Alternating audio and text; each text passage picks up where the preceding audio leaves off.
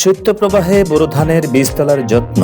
অতিরিক্ত ঠান্ডার সময় বোরো ধানের বীজতলা স্বচ্ছ পলিথিন দিয়ে বিকাল ৩টা থেকে সকাল ১০টা পর্যন্ত ঢেকে রাখতে হবে।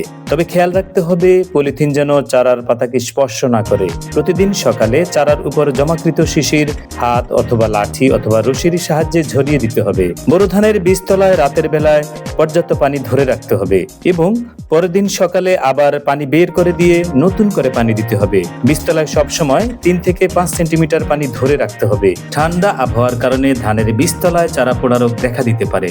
রোগ দেখা দিলে রোগের প্রাথমিক অবস্থায় এমিস্টারটপ, অ্যাজক্সিস্ট্রোবিন বা ডাইফেনোকোনাজোল গ্রুপ অথবা সেলটিমা ভাইরাক্লোস্ট্রোবিন নামক ছত্রাকনাশক অনুমোদিত মাত্রায় ৩ মিলিলিটার ঔষধ ১ লিটার পানির সাথে মিশিয়ে ভালোভাবে স্প্রে করে চারা ও মাটি ভিজিয়ে দিতে হবে।